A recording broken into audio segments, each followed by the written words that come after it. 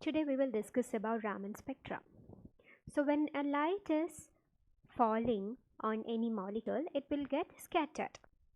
And it was thought that the scattered light will be of same wavelength as that of the incident wavelength. There is no change in energy happening, only just a direction was happening. Direction was changing. So that kind of scattering was termed as elastic scattering. Elastic, which means there is no loss of energy. Whatever been incident has been scattered off. So that was pointed by Rayleigh. So Rayleigh scattering is what we call it as an inelastic way of scattering. Okay. But it was Sir C.V. Raman, who pointed out that when a light is incident on a organic molecule, in addition to the Rayleigh line, that is elastic scattering, some amount of inelastic scattering is also happening. So what do you mean by inelastic scattering? The scattered light will be of higher energy than the incident light, and it can also be lower energy than the incident light, and hence the scattering is said to be inelastic. Okay, so as we mentioned, the frequency of the photon emitted, as you know, energy is expressed in the condensed form as h into nu. So you can consider the frequency or the energy for the photon. So with respect to the frequency, you can mention the incident frequency. Other than the incident frequency, there would be some frequency of photons which has lesser energy or lesser frequency than the incident one, and those are called Stokes lines. And some other frequency are higher frequency or higher energy than the incident photon, and those lines are said to be anti-Stokes lines, and these lines are together called Raman lines.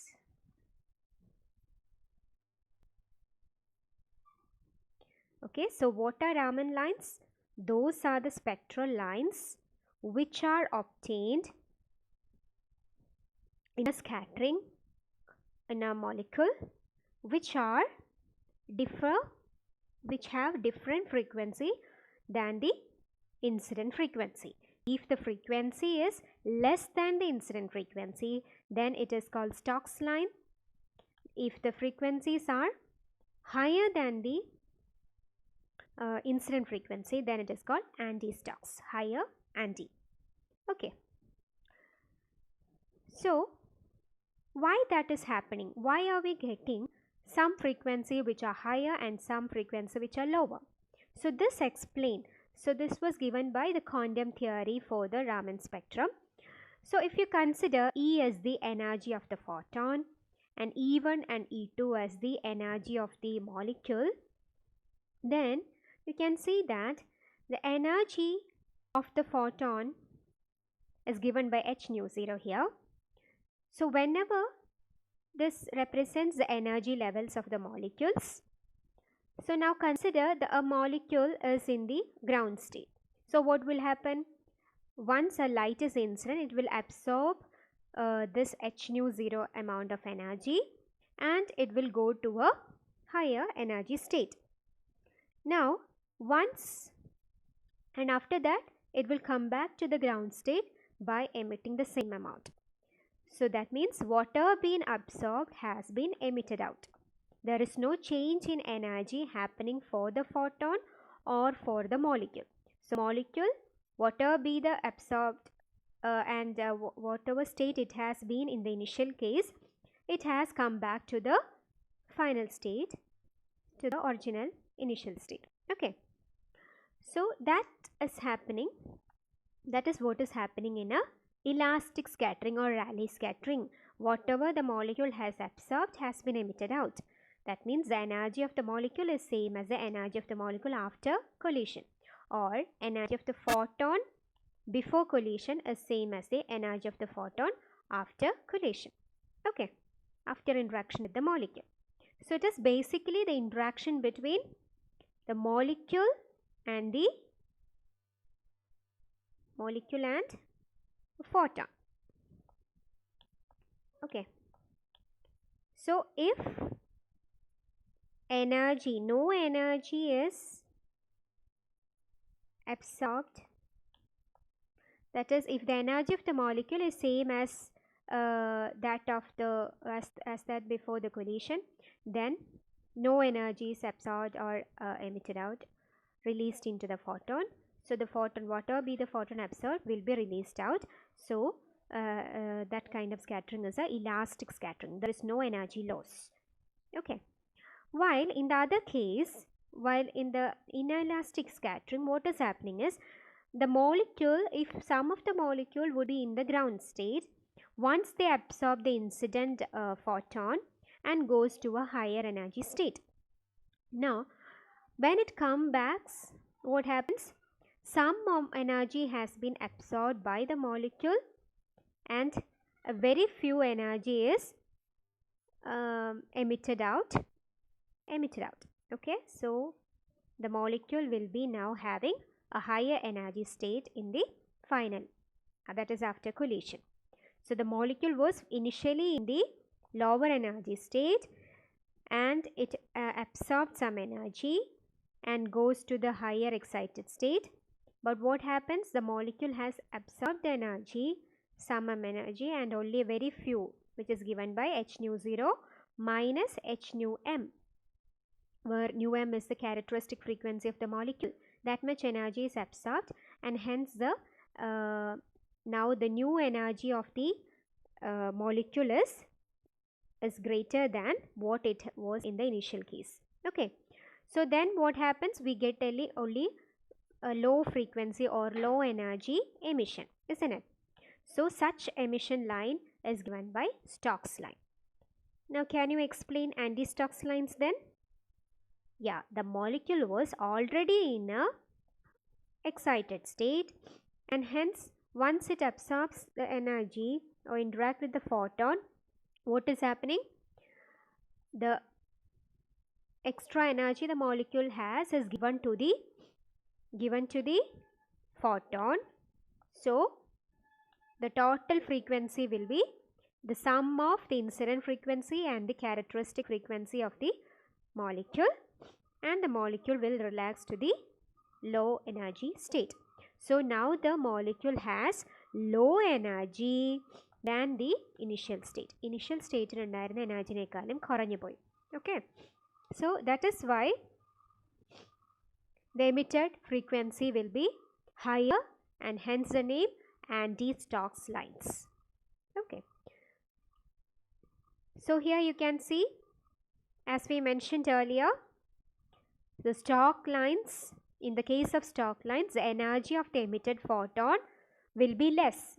You can see minus h nu m will be less than the incident one, or the frequency of the photon after collision with the molecule will be less than the incident frequency. So that is called Stokes lines. While in the case of anti-Stokes lines, the energy of the emitted photon is greater because it is getting added up, greater than the incident frequency. Sorry, here it should be greater. So the nu2 will be, or the frequency of the photon after collision with the molecule will be greater than the frequency, incident frequency. So we can consider there is a collision happening between the molecule and the photon.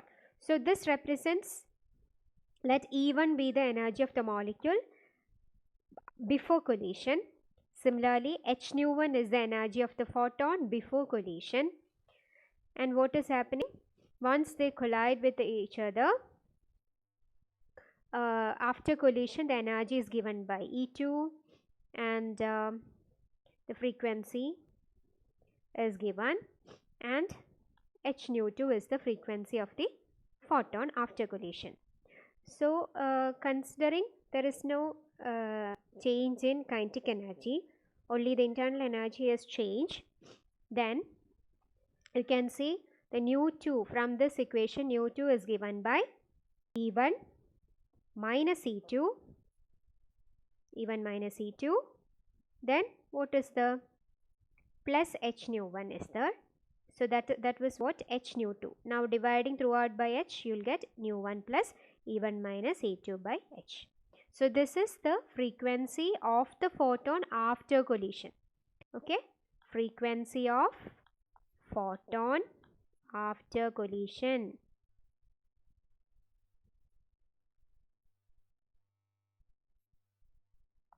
Frequency of photon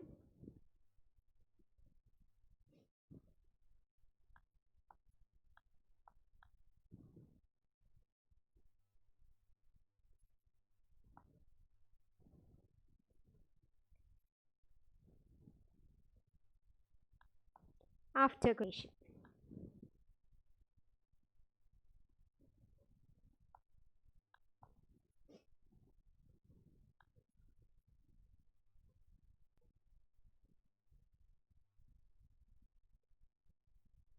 Okay, so this you can readily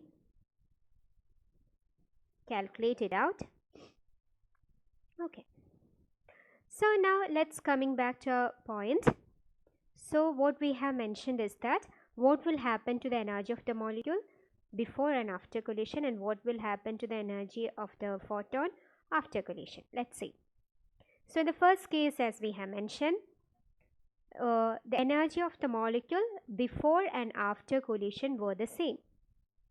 So then there is no change in the energy of the photon before and after. They are just the same.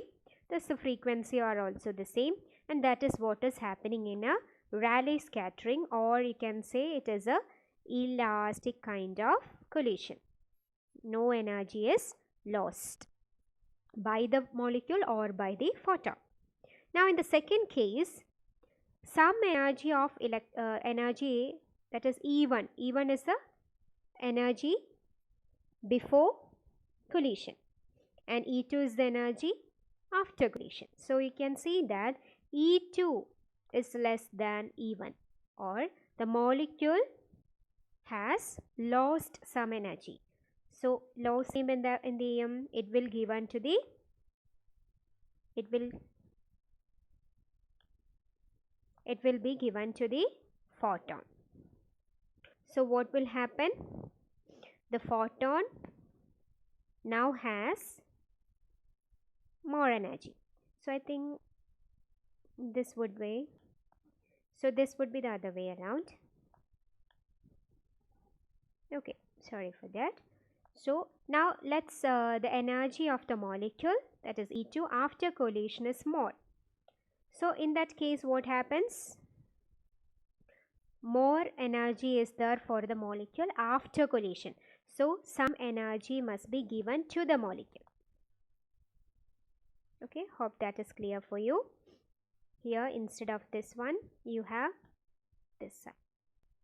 Okay, so E2, that is energy of the molecule, is more after collision. So how do that it get energy? It gets energy from the photon. So now the energy of the photon after collision is less because it has given it to the molecule. So correspondingly, the frequency of the photon after collision is less, and such a spectral line is called Stokes line. Okay. In the next case, here it is the other way around. Sorry for that. So you have the next case is the energy of the molecule. The energy of the molecule after collision is less. So why it has become less? Because some energy is given to the photon. So now the photon has more energy than the incident photon, or the frequency of the photon is more than the incident frequency, and that is what you call anti-Stokes line. Okay, so this is how it is given in quantum theory. So according to quantum theory, so here there is a correction in this. Here it is. The energy of the molecule is greater, then you will be getting Stokes lines. If the energy of the molecule is less, then you will get anti-Stokes lines. Okay. You need to just remember these 2 points. That is, for a Stokes line, lower frequency photon will be obtained after scattering, and for anti-Stokes lines, higher frequency photon will be obtained after collision. Now coming back to our theory, so this E1 minus E2 is the difference in energy of the molecule, and that is emitted as a additional amount of energy, or additional, it is given to the photon. So that is also a form of energy. So let us consider it in a condensed form. So in condensed form we write it as N times h nu c, or you have from this equation nu2 equals nu1. It could be plus or minus because the energy can be gained by the molecule or it can be lost by the molecule. So corresponding to that, a plus sign or minus sign will come up from this difference. So it will be just plus or minus nu bar, nu c. So what is nu c? Nu c is the characteristic. From this, nu2 is the, nu c is given by just the difference between the frequency, incident frequency, and the frequency of the photon after collision, after scattering. So it is, so here you can see that nu c, the difference in frequency is actually a characteristic of the molecule. So you can consider it as a characteristic frequency of the molecule. So whether it must be absorbing energy or losing energy to the photon will depend upon the energy level in which the molecule is in. So it is a characteristic of the molecule. So this defines, so for a particular molecule it will have its own characteristic frequency, and hence there is a difference of frequency after scattering is given by the characteristic of the molecule itself rather than the any other effect. So this is experimental setup for Raman spectrum, Raman effect. So where you can see a glass tube is there, which is called AB, which contains the liquid for which we are going to do the experiment, and it will be free of any dust and air bubbles.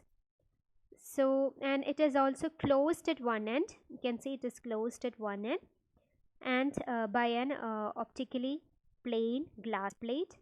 Here it is mentioned as W, and at the other end it is drawn into a horn shape and blackened on the outside.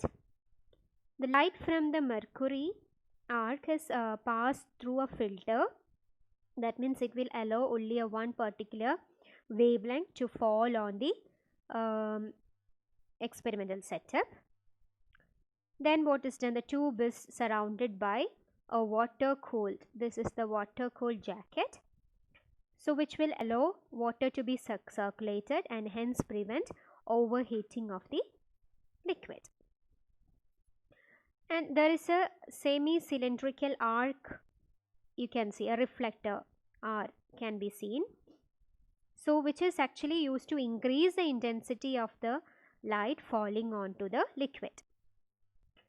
And the scattered light coming out of the window W, because here it is already closed, and the scattered light will come only through the W window, and it is condensed onto the slit of a condensate is focused onto a slit of the spectrograph.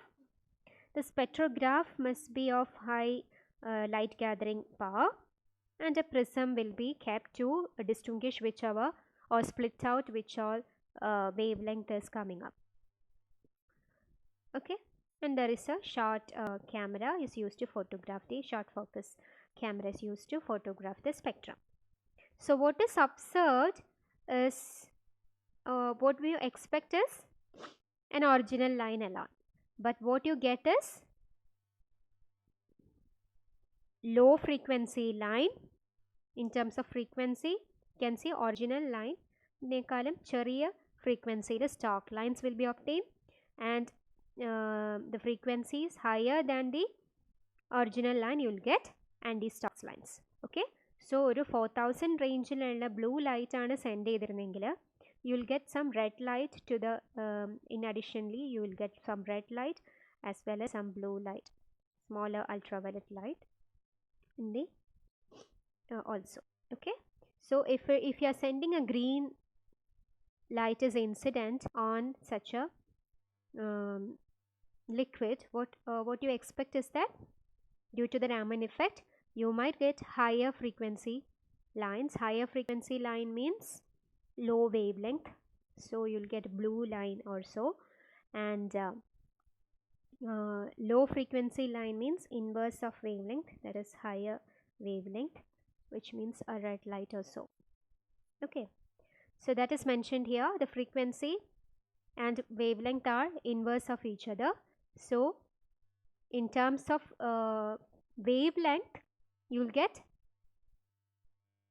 Stark lines to the higher wavelength side. Okay, low frequency means high wavelength, and anti-Stark lines are obtained at the low wavelength side because high frequency means low wavelength. So you need to study only the in terms of frequency, I think, so that it is more memorizable for you.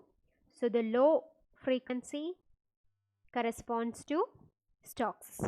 High frequency corresponds to anti-Stokes. Okay, and the other thing you can take it from the just the inverse of this. Now, what are the characteristics seen from the spectrograph you have obtained after the experiment is that Stark lines are found to be more intense than the anti-Stokes lines. You'll get high intense Stokes lines. Why? What could be the reason? Yeah, we need to check the principle of quantum theory. That is, Stokes lines are obtained from those molecules which are already in the ground state, isn't it? While the anti-Stokes lines are obtained from the molecules which are in a higher excited state. So which condition is more possible for a molecule? Whether the molecules, most of the molecule will be in the ground state or whether they will be in the higher state. Yeah, the population of ground state is always more than the population of the higher state at normal temperature or at room temperature. Only for higher temperature you will expect to have more number of molecule in the higher state. So basically speaking, there will be more number of molecules in the ground state. So there are more possibility for getting a Stokes lines than a anti-Stokes line. So if there are more transitions, it indicates more intense Stark lines are obtained. Okay. And the next pattern is that the Raman lines are symmetrically displaced from the parent line. That is, in the earlier picture you can see that whatever be the difference of the anti-Stark line, the same difference is obtained in the Stark line case also from the original line. Okay, so the first Stark line will be as much distant from the original as the anti-Stark line is from the original. Similarly, the second line will be as much distant from the original as that given by the Stark line. Okay, that is what you mentioned by symmetric placing of Stokes as well as anti-Stokes line about the original line. Okay, so that is the second point. And the third point is that the frequency difference is just the characteristic of the molecule, and that will depend upon what is the difference in energy. Okay, this is actually given by, these are the levels of the molecule. So it will depend upon whatever be the energy level of the molecule will decide what frequency to be having. The next point, the next kind of spectra for a molecule is the fluorescence and phosphorescence. So let us see what you mean by fluorescence. So once when a light is incident, the molecules will get excited to a higher electronic state. Say for example singlet electron excited state. Okay, so from the ground state it is going to the higher levels, and due to the collision with the molecules, what happens, it might go to the lowermost portion of the excited state. Excited state in the lowermost portion like pogum without any radiation. Okay, thermal decay ennaanu ene parayunnathu. Only due to the thermal collision or thermal decay, what happens? The molecule might go to the lower portion of the or lower level of the excited state by its own. Spontaneously it might go off. So what happens due to that? The emission ini ground state like പോകുമ്പോഴാണ് ഒരു emission വരുന്നത്. That emission will happen or that transition will happen from the lowermost portion of the excited state rather than the highermost portion which it has come from the ground state. So ground state it has gone to a higher state in the excited state, and the transition to the ground state then happens only from the lowermost level of the excited level. Okay, why? Because the molecule has lost some energy due to thermal collision. So there is no emission of radiation, but once it reaches the lowermost excited state, it will go to the ground state. Now what will be the energy difference? It is less than what is absorbed. അപ്പോൾ absorb ചെയ്തതിനേക്കാളും കുറവ് എനർജിയിലാണ് നമുക്ക് emission വരാൻ പോകുന്നത്. അപ്പോൾ കുറവ് എനർജിയിൽ emission നടന്നു കഴിഞ്ഞാൽ what will be the wavelength? Low എനർജിയിലാണ് കിട്ടുന്നത്. So what will be the wavelength? You know, energy is inversely proportional to the wavelength. So if low wavelength is absorbed, you'll get higher. Low energy is obtained means higher wavelength is emitted out. So ഒരു blue light ആണ് absorb ചെയ്തെങ്കിൽ fluorescence ആയിട്ട് നമുക്ക് കിട്ടാൻ പോകുന്നത് what you will be getting will be A green wave length also. Higher ആയിട്ടുള്ള wave length ആയിരിക്കും കിട്ടാൻ പോകുന്നത്. Now what is it? How is it different from the phosphorescence? അപ്പോൾ സെയിം തന്നെയാണ് അവിടെയും സംഭവിക്കുന്നത്. In the case of phosphorescence only difference is that singlet സ്റ്റേറ്റിൽ തന്നെ നിൽക്കാതെ വേറൊരു മൾട്ടിപ്ലിസിറ്റിയുള്ള സ്റ്റേറ്റിലേക്കാണ് തെർമൽ ഡീക്കേ നടക്കുന്നത്. Okay, so instead of going on to the lower state in the that particular excited state itself, it actually goes to the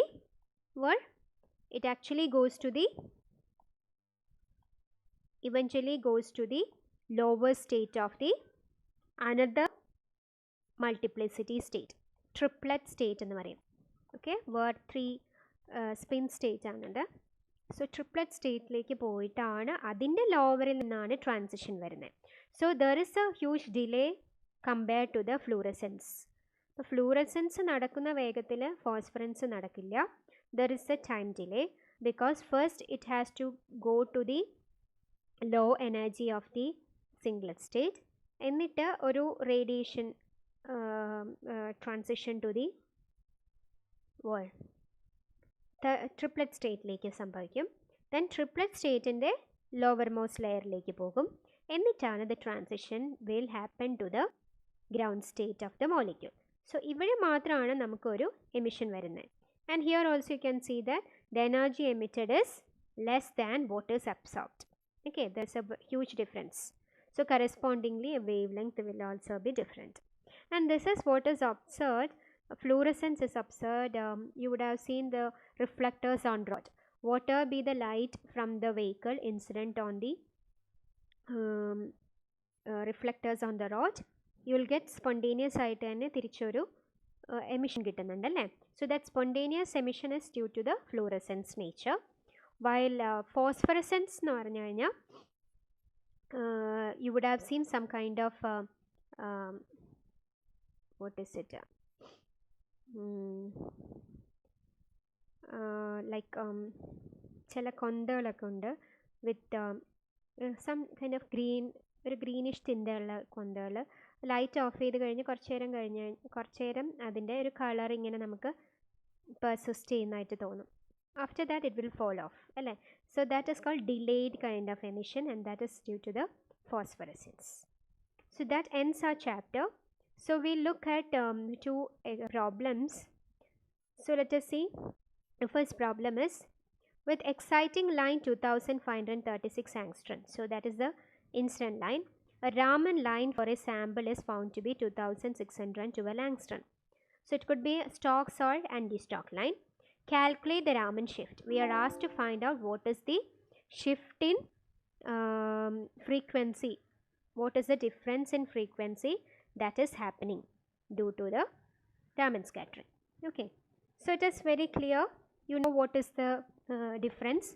Difference in given by incident frequency minus the obtained frequency. Incident frequency is nu1 and obtained frequency is nu2. So just the difference between those two, but what is given is not frequency but wavelength. So how do you express it in wavelength? Okay, so in terms of wavelength you have to write it down. So what will be given? Wave number ലാണ് നമുക്ക് വേണ്ടത്. Okay, wave number, meter inverse എന്ന് പറഞ്ഞാൽ wave number. So what is wave number? It is just the inverse of wavelength.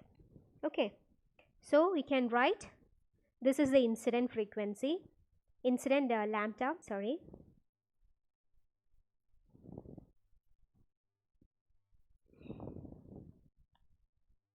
Okay, so that is the incident wavelength, which is lambda 0 or lambda 1 you can take if you want.